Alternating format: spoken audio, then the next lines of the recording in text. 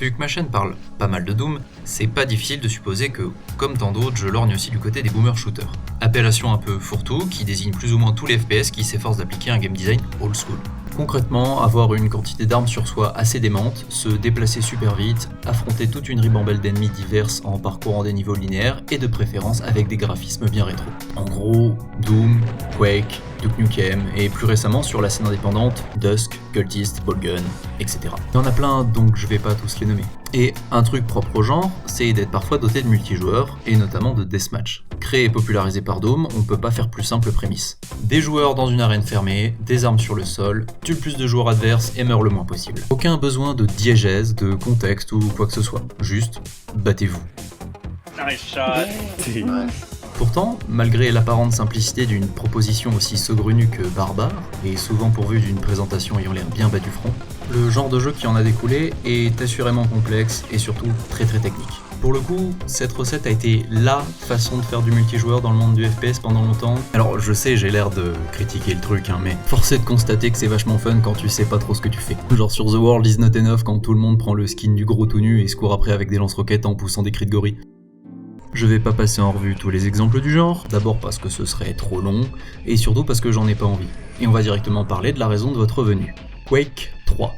Et tout le reste là. La proposition de ce Quake est peu ou prou identique à la description que j'ai faite ultérieurement du Deathmatch. Ça n'est qu'un jeu multijoueur de match à mort. Enfin, presque. Il y a bien un semblant d'histoire qui t'explique que des dieux qui s'ennuient capturent des personnages très dangereux juste avant leur mort pour les faire s'affronter éternellement dans des arènes pour s'amuser. Mais comme les films pour adultes, la prémisse sert surtout d'excuse pour tirer un coup. Quake, c'est vraiment le cas d'école de l'arena shooter. Il a eu un succès fou et a trôné pendant un certain temps comme le jeu de PvP par excellence. Sauf qu'aujourd'hui, le genre est plus vraiment à son prime, principalement avec l'apparition de nouvelles propositions, mais aussi à cause de lui-même. C'est une recette si simple, et pourtant tu fais difficilement plus dur comme jeu. J'y reviens après, mais Quake 3 est souvent présenté par ses propres joueurs comme un des plus compliqués et demandant un skill monstrueux. Et même si je n'exclus pas que l'abus d'hyperbole soit aussi une manière inconsciente de se faire mousser, force est d'admettre que, ouais, c'est quelque chose. C'est vraiment difficile de devenir bon à Quake 3, et le jeu souffre d'un skill gap dément. Les joueurs mauvais se font exterminer par les joueurs moyens, qui eux-mêmes se font exterminer par les joueurs corrects, et ainsi de suite. La moindre prise de niveau est assez dure à obtenir et creuse un sacré écart entre les joueurs, tout en rendant l'expérience de jeu des moins compétents absolument exécrable. Si vous êtes pas bon, vous allez pas juste perdre, vous allez vous faire terraformer l'oignon. Ça fait plus de 20 ans que ces joueurs sont sur le jeu, et ils connaissent les maps par cœur. Les réflexes à avoir avec les armes sont gravés au plus profond de leurs muscles et de leur inconscient. Il n'y a plus de joueurs moyens sur ce jeu. Enfin, ils existent, mais ils sont passés à autre chose. C'est pour ça que beaucoup de gens disent que le genre des arena shooters est mort. Parce que ça va 2 secondes de jouer contre des bots, on se fait vite chier, mais quand l'autre option c'est de se bouffer 20 ans de skills sans vaseline d'un coup, bah tu passes vite à autre chose.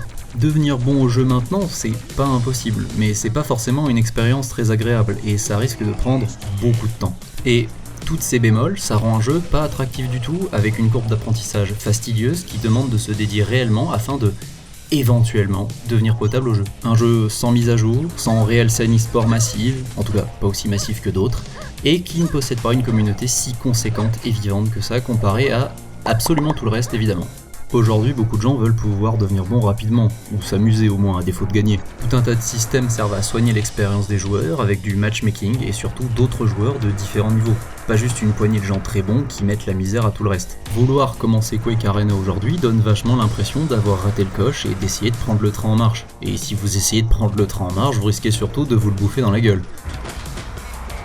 Et tous ces soucis n'étaient pas connus que des joueurs, puisqu'en 2013, ID Software envisage de mettre à jour Quake Live, en gros une autre version de Quake 3, pour remettre un coup de frais dans le jeu et éventuellement avoir une petite scène e-sport à eux. Mais le succès du reboot de Doom, et très certainement celui d'Overwatch aussi, va doucement faire évoluer la simple mise à jour en un tout nouveau Quake en arène.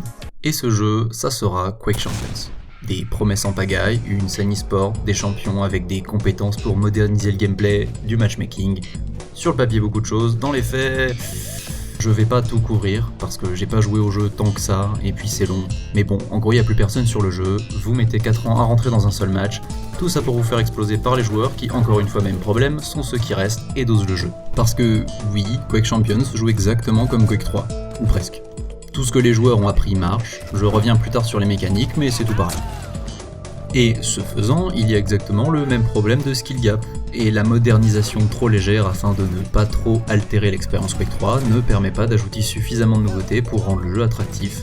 Et les rares streamers sponsorisés par le jeu décrochent vite, notamment ceux connus pour être bons au FPS, tout simplement parce qu'ils se faisaient déglinguer. L'idée d'offrir à Quake un renouveau comme la licence Doom a pu en vivre ne semble pas fonctionner aussi bien. On peut pas bouger la recette parce que sinon les vétérans et les principaux intéressés par Quake vont pas aimer le jeu, et concurremment, la licence Quake n'est pas forcément attractive pour de nouveaux joueurs. Si on change le gameplay, on perd les joueurs que le jeu n'a pas encore, et si on change l'IP, genre Quake par autre chose, elle doit faire ses preuves. Et ce qui est d'autant plus rageant, c'est que l'idée est bonne, vraiment. Mais la priorité a pas été donnée à ce qu'il méritait. Avoir des graphismes next-gen, c'est vraiment pas le truc qui manquait à Quake, surtout quand tes joueurs finissent par désactiver tes musiques et mettre les textures et les modèles 3D en qualité patate. À part ça, et malgré ce que beaucoup de joueurs pensent, l'idée de personnages avec des capacités et styles de mouvement propres est vraiment bonne. Et voir Ranger, Blazkowicz ou le Doomslayer donne ce petit sentiment de potentiel Smash Bros du FPS assez intriguant. L'échec de Quake Champion laisse donc un goût très amer et n'est vraiment pas encourageant pour un genre déjà vieillissant.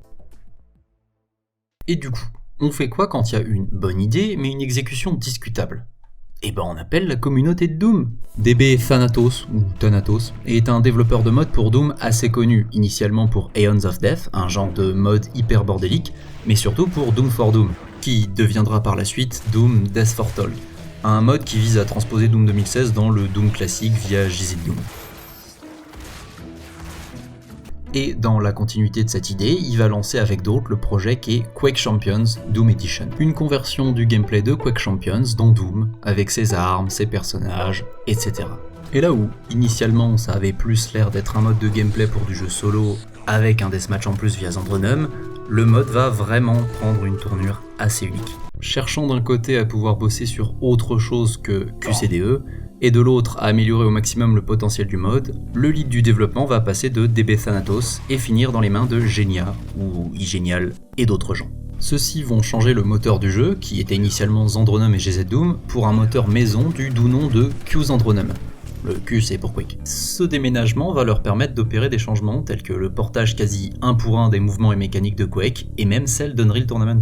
Une fois ce nouveau moteur obtenu, le jeu va passer en standalone, abandonnant Doom 2.watt pour fonctionner, au profit de FreeDoom 2.watt par défaut, afin d'être téléchargeable et installable en un seul clic, et ce, complètement gratuitement. Ce qui peut paraître un peu osef, mais ça veut dire que vous n'avez rien à faire de compliqué pour y jouer, et ça c'est essentiel pour l'accessibilité, et de ce fait, avoir des joueurs. Donc, qu'est-ce qu'on a concrètement aujourd'hui si on installe QCDE 3.0 ?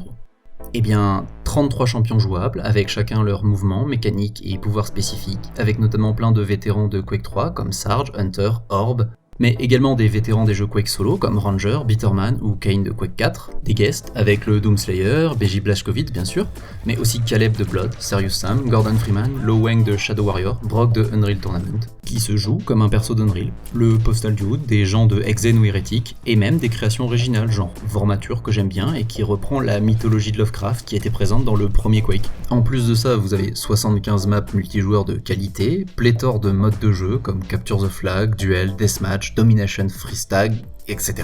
Un mode PvE compatible avec une quantité monstrueuse de maps Doom de la communauté, accompagné de nouveaux monstres venant de jeux Quake et Doom.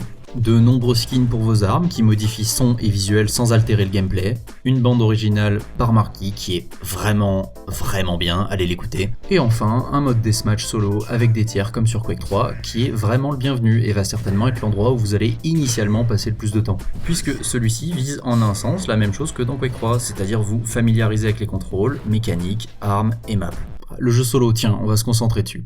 Comme vous le voyez, on n'est pas en reste avec ce mode solo dédié et la possibilité de jouer à des niveaux de Doom. Aussi, le jeu a la possibilité de faire des escarmouches avec des bots pour pouvoir bénéficier de l'expérience deathmatch sans passer par un serveur et sans avoir besoin d'amis. Le seul bémol que je vois, c'est l'irrégularité du niveau des bots. Si vous êtes légèrement familier avec Quake, vous n'allez pas forcément subir beaucoup d'opposition, et même si ça score, ça reste tout à fait gérable.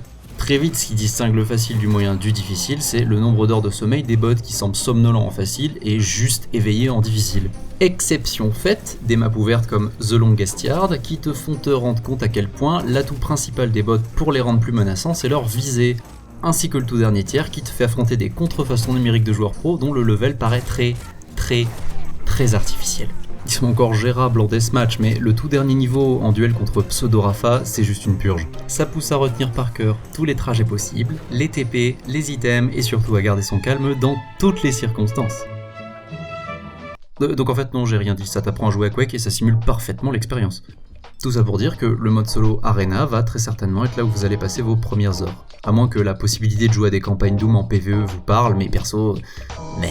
Je veux pas avoir l'air d'être un rageux, mais tous les modes de gameplay pour Doom souffrent des mêmes problèmes. Comment tu modifies drastiquement les options d'un joueur sans altérer voire saccager l'expérience de jeu conçue sans ces options par le créateur des niveaux?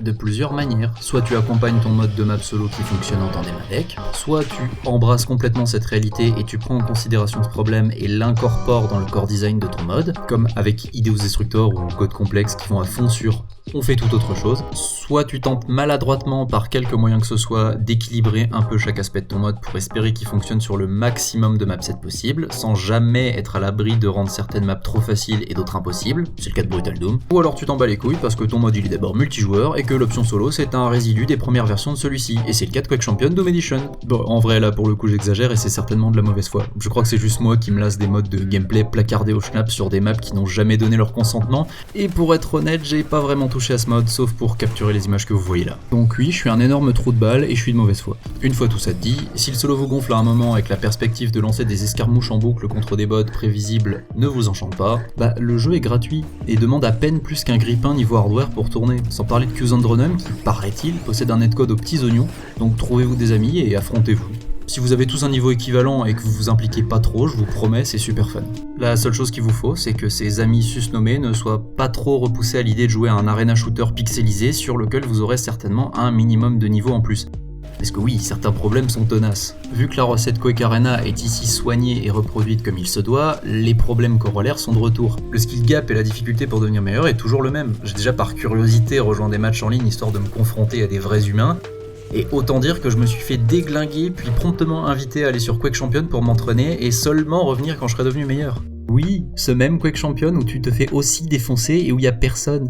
Je serais tenté de dire sympa l'accueil, et en même temps je me sens pas de leur jeter la pierre parce que jouer avec quelqu'un de plus mauvais que toi c'est assez chiant. Si c'est un random, tu te fais chier comme un rat mort, et si c'est un pote, tu te retiens pour éviter qu'il passe un moment horrible et tu t'ennuies aussi. Donc je leur en veux qu'à moitié. Alors oui, QCDE règle énormément de problèmes qu'avait son modèle. La customisation y est présente, tout se fait très rapidement, on peut créer des add-ons, en gros modder le mode, pour ajouter plus de maps deathmatch ou solo par exemple. En fait, on pourrait presque se dire que ça y est, on a un Quake Arena de bonne qualité, gratuit, flexible et peu gourmand. Si on regarde que ces aspects-là, c'est sûr qu'il est génial, sauf que c'est pas si simple. Déjà, la création d'add-ons et de serveurs n'est pas évidente, il n'y a pas ou peu de tutos. Sa nature de mode et de produits non officiels rend difficilement envisageable une médiatisation massive et une scène e-sport.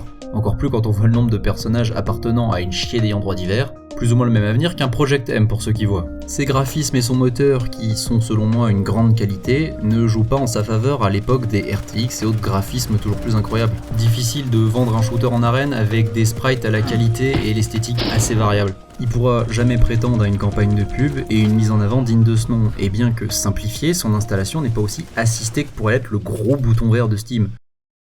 Et enfin, les skills que le jeu en lui-même demande. Je tourne un peu autour du pot depuis le début de la vidéo, mais comme je l'ai maintes fois répété, QCDE c'est Quake. J'entends par là que si vous prenez un tuto pour Quake 3 ou Quake Champion et que vous essayez de l'appliquer dans le mode, ce qu'on essaye de vous apprendre, eh bien ça marche. Et des choses à apprendre, eh ben il y en a beaucoup. Et parfois c'est tout sauf intuitif. Ok, alors, premièrement, chacun des persos possède un style de mouvement propre, et actuellement il y en a 4. Quake Movement, repris de Quake 3, c'est le style de mouvement classique qu'on attend d'un Quake avec une friction au sol presque nulle et surtout le célèbre strafe jumping.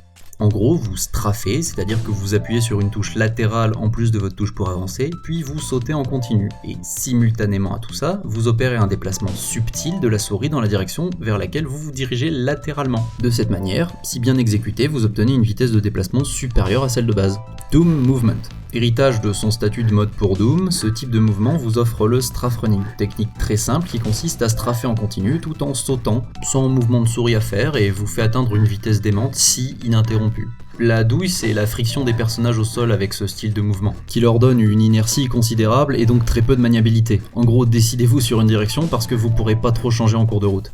CPM Movement pour Challenge Pro Mode, c'est identique au Quake Movement à l'exception que vous êtes capé en vitesse maximale à 700 et que vous avez accès au Air Control.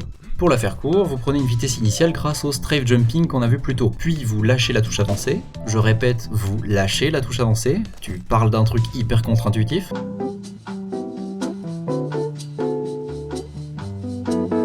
Vous maintenez votre touche de saut et là vous remarquez que vous ne perdez pas de vitesse, et c'est là que la magie opère, votre personnage va immédiatement là où vous visez avec votre souris. Air Mobility. Et attention à pas trop tourner brusquement parce que sinon vous perdez toute votre vitesse. Et enfin les mouvements d'Unreal Tournament propres à un seul perso qui offrent des dodges et d'autres trucs que je connais pas donc j'en parlerai pas. Et là vous pourriez me dire que ça fait une énorme purée d'informations tout d'un coup, et vous auriez raison. Mais c'est pas fini.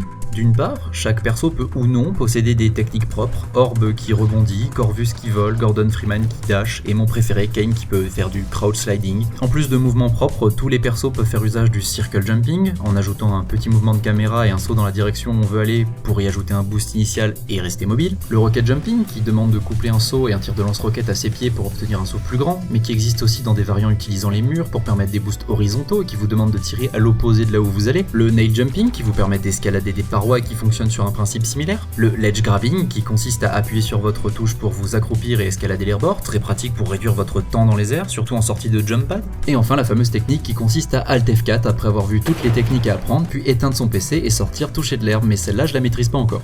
Et voilà, on a fini. Pour ce qui est des mouvements seulement, non parce que sinon on a aussi la connaissance des maps, de ces différents bonus et de leur temps de réapparition respectifs pour en avoir le contrôle pour soi ou pour les contester à l'adversaire, notamment la méga armure et la méga vie qui sont vitales, connaître la route la plus optimale entre ces deux bonus, c'est-à-dire celle qui vous permet de ramasser ce dont vous avez besoin, le soin, l'armure, les munitions et les armes qui vous manquent. Les armes, parlons-en, chacune des armes demande de maîtriser des styles de visée propres, notamment 3 armes considérées comme la trinité impie, à savoir le lance-roquette qui demande de pré-shot la position adverse, le railgun avec le flicking et enfin le lightning gun avec le tracking. Oh, et tant que j'y suis, oubliez vos entraîneurs de visée, hein. QCDE c'est ce qu'il y a de mieux en termes de rapport prix fun progrès. Bon, après avoir dit tout ça, c'est facile de constater que bien que QCDE possède ce qui manque cruellement à son modèle d'origine, il perd aussi des avantages qu'avait celui-ci sur le papier. Pas de matchmaking, peu de joueurs et toujours le skill requis qui est aberrant. Mais bon, ce dernier point n'est pas un reproche en soi, comme je disais, c'est pas possible de changer ça sans altérer l'âme de Quake Arena. Quake Champion Doom Edition n'est donc pas un sauveur de Quake Arena. Et je dis même pas ça comme si c'était ce à quoi il prétendait, et plus comme l'espoir bref et naïf que j'ai eu en entreapercevant le potentiel du jeu. Parmi les choses assez folles que montre ce jeu / mode, c'est d'abord le nombre de gens compétents qu'abrite cette communauté de trentenaires adolescents incapables de passer à autre chose. Mais aussi et surtout que la modernisation n'a jamais été ce qui tirait vers le bas Quake Champion, et que Quake en deathmatch a encore du potentiel de nos jours. Les défenseurs de chapelle sont assez prompts à cracher sur de mauvais aspects d'un jeu, et Quake Champion en est un exemple. Si vous vous promenez dans les reviews Steam négatives, vous verrez assez vite que des gens reprochent au jeu son système de héros et de capacités spéciales, alors que ce même système a été félicité dans la Doom Edition, et cherche également à être reproduite dans d'autres Quake, comme Quake Champion classique, ou bien le mode Blood Run pour Quake 3. Donc plus une affaire de goût que de réel défaut, j'ai envie de penser.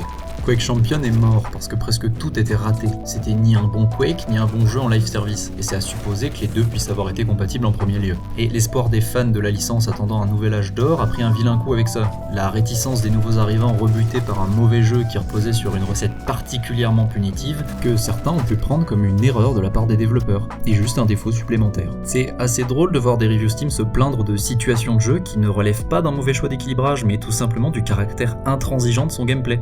Mais confrontés à tout ça, les vétérans de Quake ont pour certains déprimé et commencé doucement à préparer les funérailles d'un genre qui leur tient à cœur. Simultanément, les puristes ont quant à eux craché sur les nouveaux joueurs qui n'avaient selon eux pas les épaules pour un gameplay honnête qui offre un vrai challenge et n'assiste pas les joueurs. Mais également sur ID et Saber Interactive pour avoir certes fait de la merde, mais également saccagé l'esprit et l'identité de leur licence préférée. Au milieu de tout ça, QCDE semble être salvateur pour tous ceux qui désiraient s'essayer à l'expérience de Quake Champion sans toutes les merdes qui l'ont accompagné. Mais aussi en faisant le deuil d'éléments demandant des ressources qu'une équipe de modeurs en indé ne peut pas posséder. Je comprends bien que pas mal de choses que je dis dans cette vidéo ne vont pas faire l'unanimité, notamment sur le caractère mort du genre qui est souvent contesté. J'ai préféré parler de vieilli précisément pour cette raison. Si vous rejoignez des Discord, organisez ou participez à des événements, vous trouverez des gens pour jouer avec vous à Quake 3, Quake Live, QCDE ou même Quake Champion, qui sait. Simplement, oubliez le quick match et le ranked. Si vous voulez jouer, soit vous trouvez des potes, soit vous vous impliquez dans la vie de la communauté. Ce qui, je vous l'accorde, n'aide pas pour le sentiment d'entre-soi dont je parlais ultérieurement.